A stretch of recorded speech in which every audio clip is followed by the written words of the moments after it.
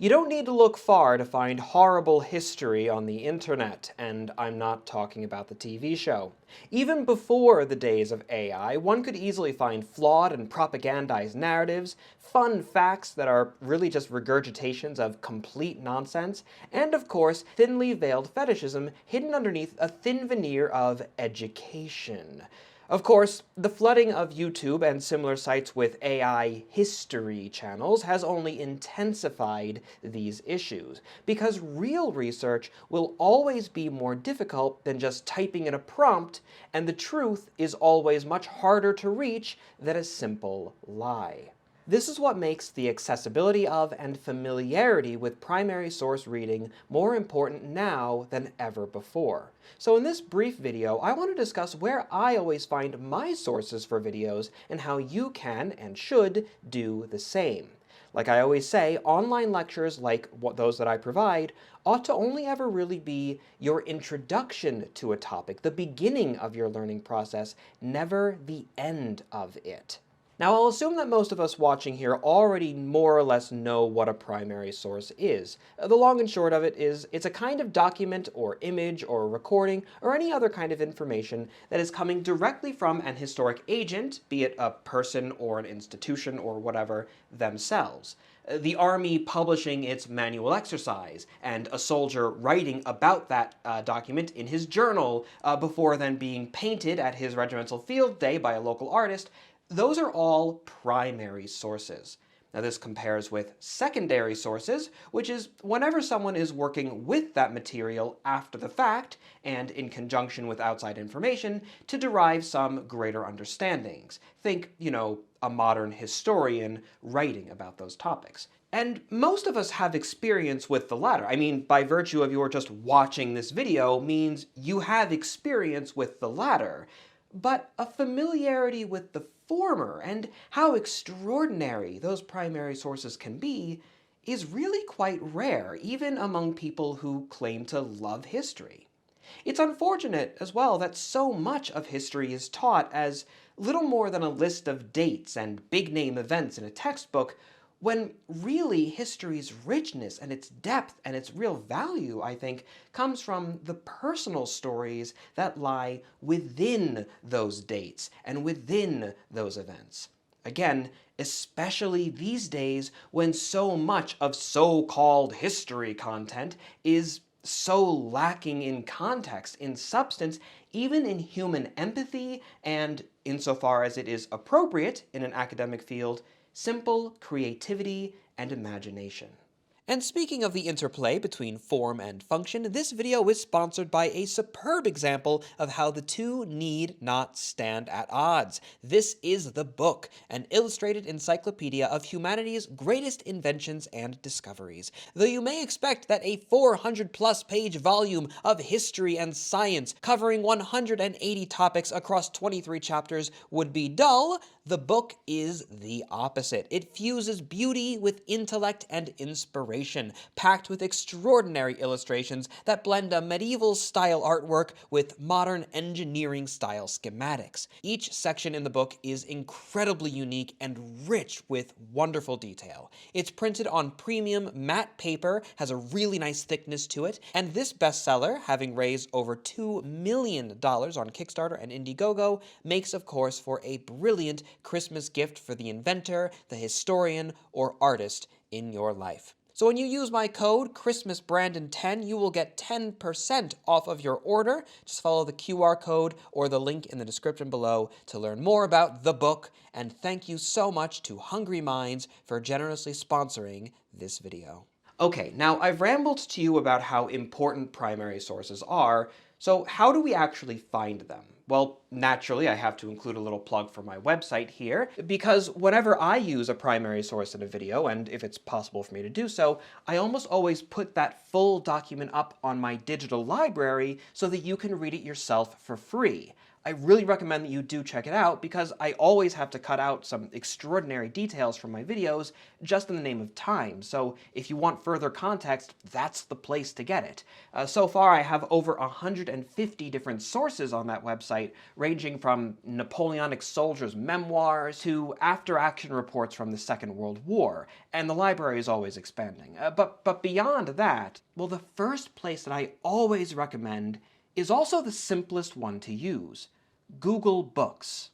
Say I was researching how soldiers kept step during the long 18th century. Well, if I just Google that question, I'm going to get thousands of results that have little or outright nothing at all to do with my question. If I ask an AI, then who knows what I'm going to get coming back as a result of that, right? So instead, let's go to Google Books and do a sample search for a term that I think might yield some results. I'll do keeping step, and now here's the very important bit: I limit my search to documents published, in this case, we'll say from 1700 to 1815.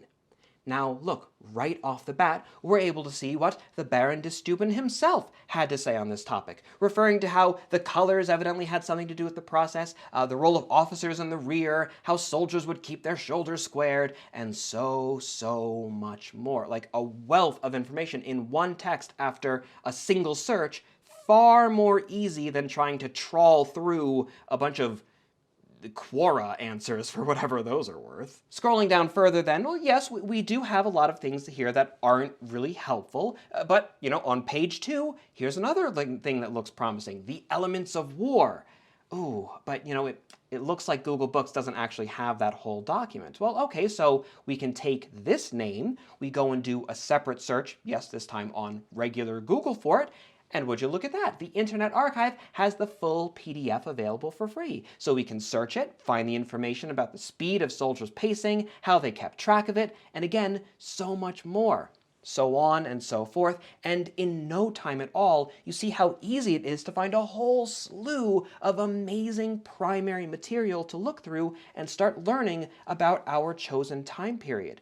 This one tool is incredibly helpful and makes primary research so much easier than I had ever thought it was, like during my undergraduate degree when I didn't know about this resource because I simply wasn't told about it. And of course, Google Books isn't the only such massive online database where you'll find these sources. If you're looking to get more specific, oftentimes you'll find that older newspapers like The Times will host significant archives. The Proceedings of the Old Bailey is an amazing way to search through historic court cases. And of course, close to my heart, alongside places like the Imperial War Museum, the National Army Museum, they all have wonderful digitized research sections. There's also then a whole slew of regimental museums, sort of like smaller local places, that are just filled with passionate and knowledgeable individuals who, even if their websites don't have an archive themselves, well, shoot them an email. The individuals who are there may be able to help point you in the right direction. I think that my overall point here, right, is that usually the best way to find primary sources isn't just to search for your question directly on Google, which is inherently just going to be very unreliable, like AI or not, right? But rather, first ask yourself, what sorts of documents might include your answers, right?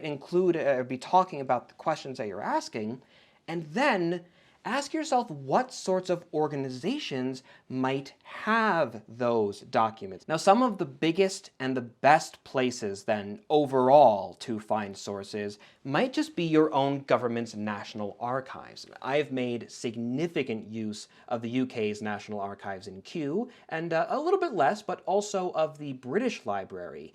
And these are both wonderful places.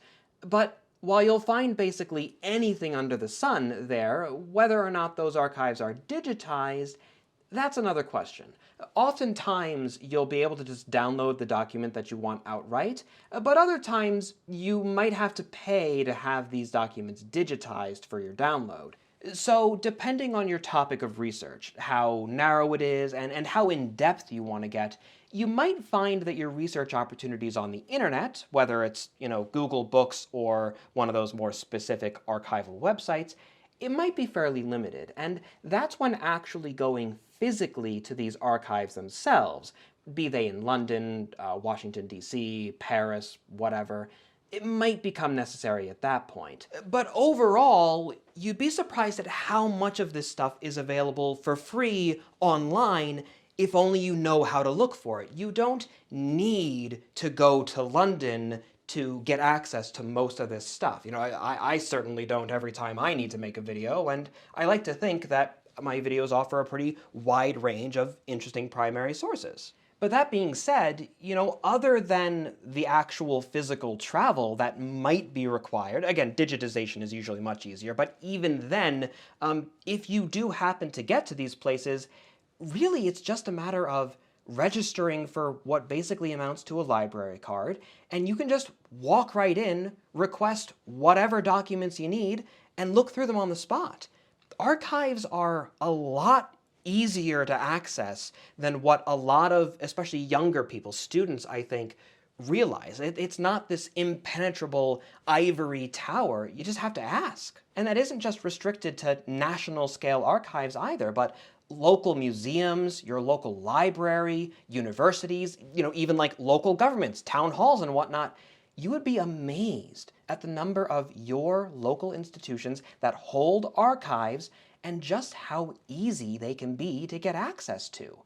Really, whether it's an online form or an email or even just walking in person to ask, it's typically just a matter of, making a basic inquiry. And so I know that I'm rambling here a little bit, but this is where I come to the appeal section of my video, because even if you're not researching for any specific function, for a university course or for a YouTube video, right, or anything like that, if you have any level of interest whatsoever in history of any sort, I would recommend going to one of these archives of whatever scale, whatever location. Just get to an archive at least once, because actually reading from an historic document yourself, directly, in person, it can be an extraordinary experience. There really are very few ways to feel more connected with the past, to gain a real appreciation for it, than holding the old newspaper or the old letter or the old book directly in your hand. It's also really beneficial to see how these organizations are run and what the process of historical research really looks like at its core. Especially, again, if you are a student, even if it's not for any specific paper or anything, just going to an archive and getting that experience at an undergraduate level to sort of see what history actually looks like in practice, if that makes sense, like the field of history, that's very valuable. And likewise, if you're just looking for something fun to read, well, you might be surprised at how exciting and interesting some of these primary sources can be while also having educational value. Take books like The Recollections of Rifleman Harris. They're usually really quick to read, they're packed with fascinating details, and they're far better written than most modern fiction. So if you've gone through all the Sharp novels and you're just really wanting to read something with black powder in it, well, why not go to the real material that those books are all based off of? Like I said before, you'll find a ton of them for free via my website if you're looking for good suggestions. And on that note, shall I conclude this briefer video with a hope that you found it helpful and inspiring to go out, do some research of your own. Because like I said, while real knowledge, real research will always be more difficult than an AI-driven soundbite, it has never been more valuable or important, not only for historians, professional academics and whatnot, not only even for history buffs and gamers and war gamers and all that, but really I believe for all of society, is that understanding of the past is very important. So I'll end it there before I go off on yet another rant. Thank you all so much for watching, and of course, until the next time, my dear viewer, I am, and I shall remain, your most humble and obedient of servants.